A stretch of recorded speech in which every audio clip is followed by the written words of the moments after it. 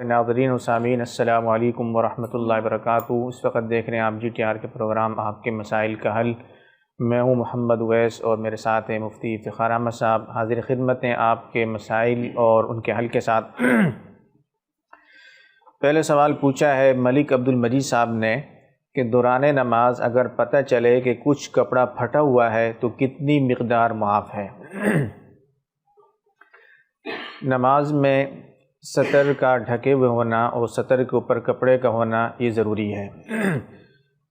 سطر میں جو اعضاء آتے ہیں اگر کوئی عضو مکمل طور پر یا اس کا چوتھائی حصہ یا اس سے زیادہ مقدار میں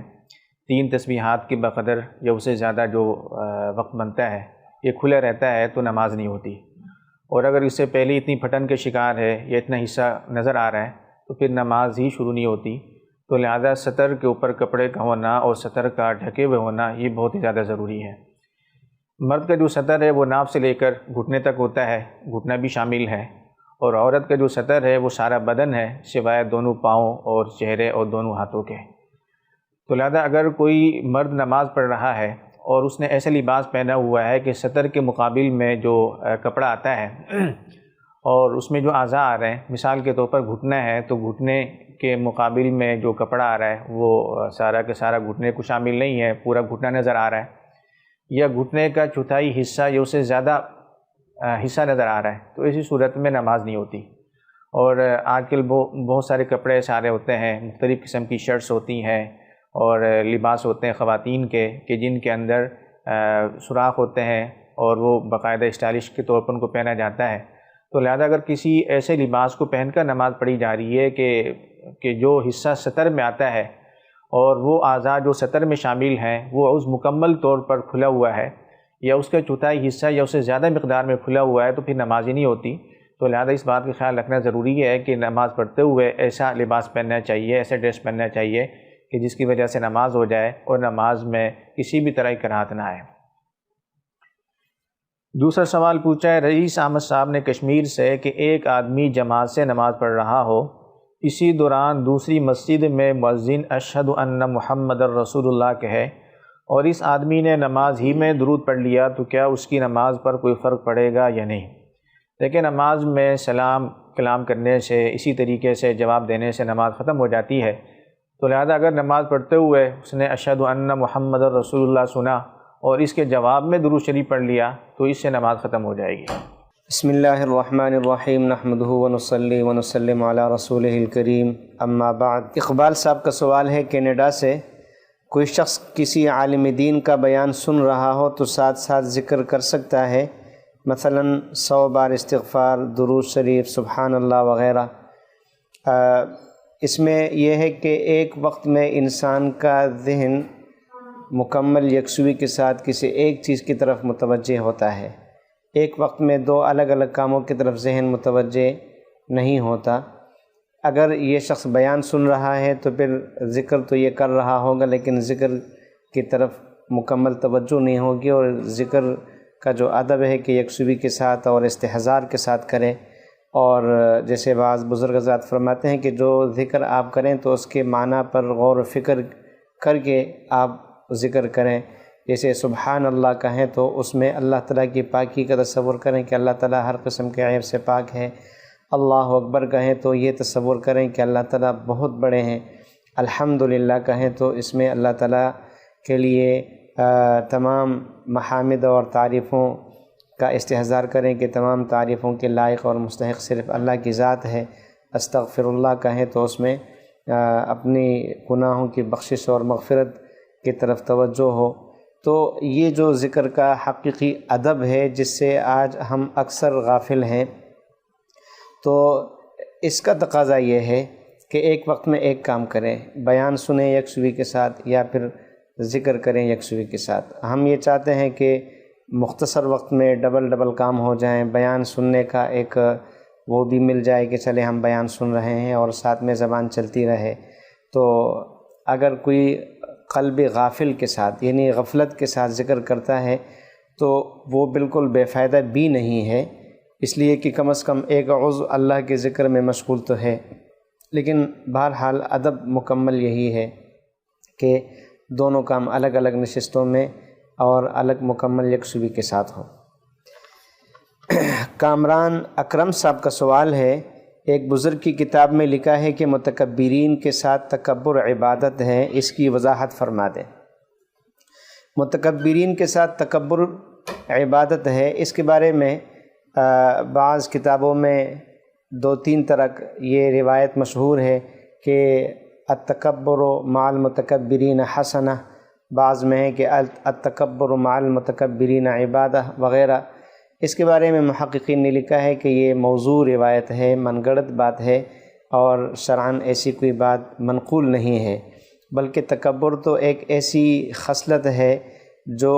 اللہ تعالیٰ کو بہت ناپسند ہے، اور آپ صلی اللہ علیہ وسلم نے حدیث قدسی بیان فرمائی ہے کہ اللہ تعالیٰ فرماتے ہیں الکبریاء ردائی، اور اسی طرح قرآن کریم میں اللہ تعالیٰ فرماتے ہیں ان اللہ لا يحب المستکبرین، اور فرمائے کہ ادخلوا ابواب جہنم خالدین فیہا فلبئس مثوى المتکبرین۔ تو متکبرین کے لیے وعید اور تکبر کی مذمت اور اس پر وعید، اور یہ کہ سب سے پہلے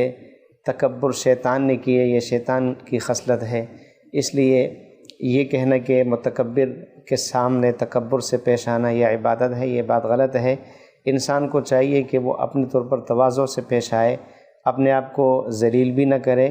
اپنے آپ کو ذلت کے کاموں پر پیش نہ کرے، لیکن تکبر بھی نہ کرے، بلکہ تواضع کا استحضار کرے، اور یہ ہے کہ جو متکبر ہے اس کی ہدایت کی دعا کریں۔ یہ ایک سوال ہے ابو فصیح صاحب کا کوئٹہ سے، ہم نے سنا ہے کہ حضور اقدس صلی اللہ علیہ وسلم نے فرمایا عرب سے 3 وجہ سے محبت کرو، میں عربی ہوں، قرآن عربی زبان میں ہے، اور جنت کی زبان عربی ہے، کیا یہ حدیث ثابت ہے؟ یہ بیہقی کی روایت ہے، امام بیہقی رحمہ اللہ تعالیٰ نے نقل کیا ہے اس کو، لیکن محققین نے اس کے بارے میں لکھا ہے کہ یہ من گڑت اور موضوع روایت ہے۔ اس کا جو مفہوم ہے اپنی جگہ وہ درست ہے کہ عرب سے محبت یہ ایمان کا تقاضا ہے، اس لیے کہ رسول اکرم صلی اللہ علیہ وسلم عرب ہے، اور جتنے عرب ہیں حضرت اسماعیل علیہ السلام کی اولاد اور ان کے خاندان سے ہیں، اور قرآن کریم عربی زبان میں ہے، اہل جنت کی زبان عربی ہے، تو ان خصوصیات کی وجہ سے عربوں سے محبت یہ ایمان کا تقاضا ہے۔ ہم تک جو دین پہنچا ہے وہ عرب حضرات ہی کی محنت سے پہنچا ہے، تو ان بنیادوں پر ان سے محبت کرنا اچھی بات ہے، ایمان کا تقاضا ہے، لیکن جو روایت آپ نے پیش کی ہے یہ روایت یہ من گڑت ہے اور موضوع ہے۔ ذیشان صاحب نے جدہ سے پوچھا ہے کہ میں مسجد پہنچا تو امام صاحب آخری قاعدے میں بیٹھے ہوئے تھے، میں نے تکبیر اولیٰ کہی کہ امام نے سلام پھیر دیا، کیا مجھے نیت توڑ کر اپنی نماز پڑھنی ہوگی؟ نیز اگر بیٹھا ہی تھا کہ امام نے سلام پھیر دیا تو اس صورت میں کیا کروں؟ دیکھیں، اگر کوئی شخص ایسے وقت میں تکبیر تحریمہ کہہ کر امام کے ساتھ شامل ہونا چاہتا ہے، جماعت میں شامل ہونا چاہتا ہے کہ امام بالکل آخری حصے میں ہے، سلام پھیرنے کے قریب ہے، تو اب یا تو امام کے السلام کا جو میم ہے اس سے پہلے اس نے تکبیر تحریمہ کہہ لی ہوگی، تو اگر اس سے پہلے تکبیر تحریمہ اس نے کہہ لی ہے تو یہ جماعت میں شامل ہو چکا ہے، تو اب یا تو یہ بیٹھ چکا ہوگا یا ابھی تک یہ قیام کی حالت میں ہے۔ تو اگر یہ قیام کی حالت میں ہے تو پھر یہ اپنی نماز ثنا سے شروع کر دے، اور اگر یہ بیٹھ چکا ہے امام کے السلام کے میم سے پہلے اور یہ جماعت میں شامل ہو چکا تھا، تو اب یہ تشہد مکمل کر لے، اور تشہد مکمل کرنے کے بعد تکبیر کہہ کر پھر اپنی نماز کو آگے شروع کرے۔ اور اگر امام کے السلام کے میم کے لفظ کہنے کے بعد یہ اپنے تکبیر تحریمہ کو اس نے مکمل کیا تھا تو یہ تکبیر تحریمہ اس کی درست نہیں ہوئی، تو اب یہ دوبارہ سے تکبیر تحریمہ کہہ کر اپنی نماز کا آغاز کرے گا اور نماز یہ پڑھے گا۔ کہ اس سے مراد یہ ہوتا ہے کہ امام 2 سلام پھیرتا ہے، بلکہ جو بھی نماز پڑھنے والا ہوتا ہے 2 سلام پھیرتا ہے، دائیں طرف اور بائیں طرف، تو اس کا معنی یہ ہوتا ہے کہ امام کا جو پہلا سلام ہے نا، کہ پہلا سلام میں جو میم ہے تو اس سے پہلے اگر یہ تکبیر تحریمہ اس نے مکمل کر لی تھی تو یہ جماعت میں شامل ہو چکا ہے، اب یہ جماعت ہی کا حصہ ہے نا۔ اور اگر یہ امام کا جو دوسرا سلام ہے اس موقع پر ہی شریک ہوتا ہے تو چونکہ امام وہ نماز سے نکل چکا ہے السلام علیکم کہہ کر، تو پھر یہ نماز کا حصہ نہیں بنا اور یہ نماز میں شامل نہیں ہوا۔ نور محمد صاحب سعودی عرب سے پوچھ رہے ہیں کہ مسبوق امام کے ساتھ درود اور دعا بھی پڑھ لے تو کیا حکم ہے؟ دیکھیں، مسبوق جب امام کے ساتھ وہ شامل ہوتا ہے اور امام قاعدہ اخیرہ میں ہے تو مسبوق کے لیے اصل حکم یہ ہے کہ وہ تشہد کو اتنا آہستہ آہستہ اور اتنا سلو پڑھے کہ امام کے فارغ ہونے تک وہ تشہد ہی کو مکمل کرنے پائے۔ لیکن بہرحال اگر کسی نے تشہد کے بعد درود شریف بھی پڑھ لیا اور دعا بھی پڑھ لی تو اس سے سجدہ سہو لازم نہیں ہوتا، نماز ہو جاتی ہے، لیکن کوشش یہ کرنی چاہیے کہ اتحیات کو آہستہ آہستہ پڑھنا چاہیے تاکہ جو ایک مستحب طریقہ ہے، سنت طریقہ ہے، اس کے مطابق نماز مکمل ہو۔ مومنہ اعجاز صاحب نے اسلام آباد سے پوچھا ہے کہ فجر کی اذان اور سنت کے درمیان فجر کی قضا نماز پڑھ سکتے ہیں یا نہیں پڑھ سکتے؟ صبح صادق کے بعد سورج کے طلوع ہونے تک قضا نماز پڑھنا چاہیں تو قضا نماز پڑھی جا سکتی ہے، البتہ نفل نماز پڑھنا یہ منع ہوتا ہے، اور اگر کوئی شخص قضا نماز پڑھ رہا ہے تو کوشش یہ کرنی چاہیے کسی ایسی جگہ میں جا کر نماز پڑھے کہ جہاں کسی اور کو اس کی طرف نظر نہ پڑے اور وہ کسی وسوسے کا یا کسی بدگمانی کے شکار نہ ہو۔ تو قضا نماز تو ویسے بھی چھپ کر پڑھنی چاہیے کہ اگر ایک گناہ ہو جاتا ہے تو گناہ کا اظہار بھی گناہ ہوتا ہے نا، تو اس لیے قضا نماز ایسی جگہ پڑھنی چاہیے کہ جہاں دیگر لوگ آنا جانا نہ ہو، اور خاص طور پر وہ اوقات کے جن اوقات کے اندر ذرا اشتباہ ہو جاتا ہے کہ بسا اوقات نفل نماز پڑھنا منع ہوتا ہے تو کوئی دیکھنے والا یہ سمجھے گا کہ نفل نماز پڑھی جا رہی ہے، جبکہ وہ نفل نماز نہیں ہوگی، قضا نماز ہوگی۔ تو اس لیے کسی اکیلے کمرے ایسے کمرے میں کہ جہاں کوئی اور نہ ہو تو وہاں پر قضا نماز پڑھنی چاہیے۔ محمد حسن صاحب کا سوال ہے، پوچھتے ہیں کہ سنا ہے کہ زمزم کا پانی جنت کے پانی سے افضل ہے، اس لیے کہ اس سے حضور صلی اللہ علیہ وسلم کا سینہ صاف کیا گیا تھا، کیا یہ بات درست ہے؟ زمزم کا پانی اپنی جگہ بہت بڑی فضیلت رکھتی ہے۔ حضرت اسماعیل علیہ السلام کے لیے حضرت جبریل علیہ السلام نے زمین پر مارا اور یہ پانی جاری ہوا، اور حضرت اسماعیل علیہ السلام استعمال کرتے رہے، ان کے بعد آپ صلی اللہ علیہ وسلم نے استعمال فرمایا، آپ علیہ السلام کا سینہ دل اس سے دھویا گیا، اور اس کی جو فضائل اور مناقب ہے اس پر تو احادیث کی کتابوں میں مستقل ابواب قائم ہوتے ہیں، تو اس کی فضیلت اپنی جگہ بہت زیادہ ہے، لیکن یہ کہنا کہ یہ جنت کے پانی سے افضل ہے یہ تقابل مناسب نہیں ہے۔ ایسی کوئی روایت بھی نہیں ہے کہ جس میں اس بات کی تصریح ہو، بلکہ روایات سے تو یہ ثابت ہے، مصنف ابن ابی شیبہ میں روایت ہے جس میں یہ ہے کہ آپ علیہ السلام نے فرمایا فَإِنَّهَا مِنْ عُيُونِ الْجَنَّةِ، کہ زمزم کا پانی یہ جنت کے چشموں میں سے ہے۔ تو جب یہ خود جنت کا پانی ہے اور جنت کے چشموں سے پھوٹا ہے تو اس لیے یہ تقابل مناسب نہیں ہے۔ عائشہ صاحبہ کا سوال ہے سرگودا سے، کیا نانا نانی اور دادا دادی کے بھائی ہمارے محرم ہیں، ان سے پردہ کرنا چاہیے یا نہیں؟ نانا نانی اور دادا دادی ان کے جو بھائی ہیں وہ محرم ہیں اور ان سے پردہ نہیں ہے، ان سے وہ ہمیشہ کے لیے حرام ہوتے ہیں، اس لیے وہ محرم ہی میں شمار ہوتے ہیں۔ عائشہ صاحبہ کا سوال ہے امریکہ سے، میں نے کسی ناجائز کام کے لیے رشوت دی، اب اس کی تلافی کے لیے مجھے کیا کرنا چاہیے؟ پہلی بات تو یہ ہے کہ رشوت جو آپ نے دی ہے اس پر آپ تہ دل سے توبہ کریں، استغفار کریں، اور آئندہ اس قبیح حرکت سے بچنے کا پختہ عزم کریں۔ اور باقی اس کی مزید تلافی کیا ہو سکتی ہے تو وہ تو اس کی تفصیلات اگر سامنے ہوں، اگر کسی کی حق تلفی ہوئی ہے اس رشوت کی وجہ سے تو اس سے معافی بھی مانگی جائے، اور مزید اگر کسی کے ساتھ اس کی وجہ سے ظلم ہوا ہے تو ان سے معافی مانگی جائے، اور بہرحال آئندہ اس قبیح حرکت سے بچنے کا اہتمام ہو اور توبہ استغفار ہو، تو یہی اس کی تلافی ہے۔ عبد الکریم صاحب کا سوال ہے کوئٹہ سے، زید نے اپنے بچے کا نام اویس رکھا تھا، لیکن بچہ اکثر اوقات بیمار رہتا ہے، اب کسی نے اس کو بتایا کہ اویس نام کو تبدیل کر دو، کیا اس طرح نام تبدیل کرنا درست ہے یا نہیں؟ اصل میں ایک بات تو یہ ہے کہ اویس نام بھاری ہے یا نہیں اور اس کا برا اثر ہوتا ہے یا نہیں، تو یہ بات تو غلط ہے کہ اویس بھاری نام ہے، اور یا اس کا کوئی غلط اثر ہوتا ہے۔ یہ تو مبارک نام ہے، اور یہ احادیث میں اس کا جو ثبوت ملتا ہے، ظاہر ہے کہ ایک بہت بڑے جلیل القدر تابعی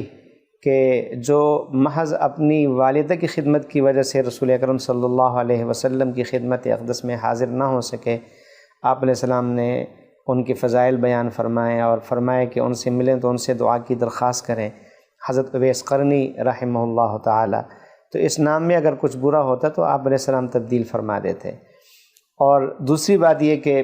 آیا نام کا اثر ہوتا ہے یا نہیں، یہ ساری بات اس کے پیچھے وہ فلسفہ ہے کہ نام کا اثر ہوتا ہے شخصیت پر یا نہیں ہوتا۔ اس کے بارے میں یہ ہے کہ نام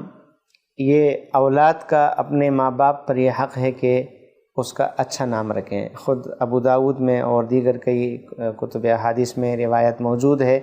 جس میں آپ صلی اللہ علیہ وسلم نے بچے کا اپنے باپ پر اس کو حق قرار دیا ہے کہ بچے کا نام اچھا رکھیں، بامعنی ہو، اچھا معنی ہو، اور سب سے بہترین نام عبداللہ ہے، عبد الرحمن ہے، محمد ہے، احمد ہے۔ انبیاء کرام کے ناموں پر نام رکھنا، صحابہ کرام کے ناموں پر نام رکھنا، اور ان ناموں کے رکھنے کے لیے یہ نسبت کافی ہے، اس میں پھر معنی کو نہیں دیکھا جاتا۔ لیکن اچھے نام رکھنے کا کچھ نہ کچھ اثر بھی ہوتا ہے، اور نیک شگون کے ساتھ اچھا نام رکھنا چاہیے، اور برے نام کا بھی کچھ نہ کچھ اثر ہوتا ہے، اس لیے برا نام نہیں رکھنا چاہیے۔ جیسے کہ سعید بن مسیب رحمہ اللہ تعالی ایک مجلس میں تھے تو کسی نے تذکرہ کیا تو انہوں نے کہا کہ ہمارے دادا کا نام حزن تھا، اور حزن کا مطلب ہے سخت اور دشوار زمین۔ آپ صلی اللہ علیہ وسلم نے فرمایا کہ آپ کا نام میں تبدیل کرتا ہوں اور آپ کا نام سہل ہے۔ تو انہوں نے کہا کہ میں اپنے باپ کا نام تبدیل نہیں کر سکتا، میرے باپ نے میرا نام حزن رکھا ہے، میں اس کو تبدیل نہیں کرتا۔ تو حضرت سعید بن مسیب فرماتے ہیں کہ کاش ہمارے دادا وہ نام تبدیل کر دیتے۔ فرمایا کہ اس نام کا اثر ہمارے خاندان میں ہے کہ جنگ اور جدال اور سختی ہمارے خاندان میں ہے، اور یہ گویا نکل نہیں رہی ہے۔ تو نام کا کچھ نہ کچھ اثر ہوتا ہے، اس لیے اچھا نام رکھنا چاہیے، بامعنی نام رکھنا چاہیے۔ شمس الاسلام صاحب نے بنگلہ دیش سے پوچھا ہے کہ اگر کسی مسافر نے غلط فہمی کی وجہ سے قصر کی جگہ پوری نماز پڑھ لی تو کیا قضا لازم ہوگی یا نہیں؟ دیکھیں، اگر غلط فہمی کا مطلب یہ ہے کہ بھولے سے، تو دو صورتیں ہو سکتی ہیں، یا تو انہوں نے 2 رکعات کے بعد قاعدہ کیا ہوگا یا نہیں۔ اگر قاعدہ کرنے کے بعد پھر انہوں نے مزید 2 رکعتیں پڑھ لی ہیں تو اگر بھولے سے ایسے کیا اور آخر میں سجدہ سہوی کر لیا ہے تو نماز ہو گئی، اور اگر سجدہ سہو نہیں کیا ہے تو اہل علم نے لکھا ہے کہ وقت کے اندر اگر یہ یاد آ جائے تو اس نماز کو دوبارہ سے پڑھنا ضروری ہوگا، اور اگر وقت کے بعد یاد آتا ہے تو اس کی قضا مستحب ہے۔ اسی طریقے سے اگر غلط فہمی کے اندر ہو جائے تو غلط فہمی کی صورت میں بھی جیسے ہی مسئلے کا علم ہوتا ہے اور وقت باقی ہو تو نماز کا اعادہ کرنا ضروری ہے، اور اگر وقت نکل جائے تو پھر نماز کا اعادہ کرنا یہ مستحب ہوگا۔ نعیم اختر صاحب نے پوچھا ہے کہ زکوٰۃ میں تاریخ متعین کرنے کا کیا طریقہ ہے؟ دیکھیں، زکوٰۃ میں تاریخ متعین کرنے کا طریقہ یہ ہوتا ہے کہ جس دن کسی کی ملکیت میں نصاب کے برابر مال آ جاتا ہے تو وہی تاریخ زکوٰۃ کے لیے خود بخود طے ہو جاتی ہے، اور اگر زکوٰۃ کی تاریخ کا پتہ نہ ہو کہ کس دن میری ملکیت میں نصاب کے برابر مال آیا تھا تو پھر انسان کو سوچنا چاہیے، اور جس طرف ذہن زیادہ جاتا ہے تو وہی تاریخ زکوٰۃ کے لیے طے شمار ہوگی، اور اگر کسی بھی طرف ذہن نہیں جا رہا تو پھر ابھی سے ایک تاریخ طے کر لیں۔ اب ہر سال یہی تاریخ آپ کی زکوٰۃ کی تاریخ لائے گی، اور اسی تاریخ کو آپ زکوٰۃ کا حساب کریں گے، اور اس تاریخ کا یاد رکھنا یہ بہت ہی زیادہ ضروری ہے۔ کبھی ایسا ہوتا ہے کہ تاریخ یاد نہیں رکھی جاتی اور تاریخ آ جاتی ہے، اور اب زکوٰۃ کی تاریخ کے بعد آپ کیلکولیشن کر رہے ہیں، حساب کر رہے ہیں، جبکہ 2 دن یا 3 دن پہلے جو آپ کی اصل تاریخ تھی اس دن آپ کی ملکیت میں زیادہ رقم تھی، اور آج جب آپ حساب کر رہے ہیں تو کم رقم ہے جبکہ آپ کی زکوٰۃ زیادہ بن رہی تھی، تو اب آپ جو زکوٰۃ ادا کر رہے ہیں کم مقدار میں ادا کر رہے ہیں، تو کچھ نہ کچھ حصہ تو باقی رہ جاتا ہے۔ تو اس لیے زکوٰۃ کی تاریخ کا تعین کرنا اور اس کا یاد رکھنا یہ بہت ہی زیادہ ضروری ہے۔ آج کے سیشن کا آخری سوال ہے، احسان اللہ صاحب نے ملائیشیا سے پوچھا ہے، کیا سید کو زکوٰۃ یا صدقہ دیا جا سکتا ہے جبکہ وہ مستحق بھی ہو؟ سید کو صدقات واجبہ، زکوٰۃ، فطرانہ، نظر کی جو رقم ہوتی ہے یہ دینا جائز نہیں ہوتا۔ نبی کریم صلی اللہ علیہ وسلم نے ارشاد فرمایا انما ہی اوساخ الناس، کہ جو زکوٰۃ کی رقم ہوتی ہے یا صدقات واجبہ کی رقم ہوتی ہے یہ لوگوں کا میل کچیل ہوتا ہے، زکوٰۃ کے ذریعے سے مال کو پاک کیا جاتا ہے۔ فرمایا وَإِنَّهَا لَا تَحِلُّ لِمُحَمَّدٍ وَلَا لِآلِ مُحَمَّدٍ، کہ یہ نہ تو محمد کے لیے حلال ہے اور نہ ہی آپ صلی اللہ علیہ وسلم کے خاندان کے لیے حلال ہے۔ تو اگر کوئی سید مستحق ہے، حقدار ہے، غریب ہے، تو اہل ثروت کی ذمہ داری بنتی ہے کہ ان کا خیال رکھیں، صدقات نافلہ کے ذریعے سے ان کی مدد کریں۔ یہی آپ صلی اللہ علیہ وسلم سے محبت کی علامت اور دلیل بھی ہے، تو اس لیے صدقات واجبہ کے بجائے صدقات نافلہ سے ان کی مدد کرنی چاہیے۔ تو آج کے سیشن کا یہ آخری سوال تھا، تو آپ کے ذہن کے اندر بھی اگر کوئی سوال ہے تو ہمارے پلیٹ فارم حاضر ہے، خاص طور پر رمضان کے بھی قریب آنے والا ہے، تو رمضان کے حوالے سے اگر کوئی مسئلہ پوچھنا ہو، روزے کے حوالے سے کوئی مسئلہ پوچھنا ہو تو رمضان سے پہلے ایسے مسائل آپ کو پوچھنے چاہیے۔ تو انشاءاللہ ہم کوشش کریں گے آپ کے سوالات کو جواب دیا جائے اور ان کو شریعت کی روشنی میں حل کیا جائے۔ السلام علیکم ورحمۃ اللہ وبرکاتہ۔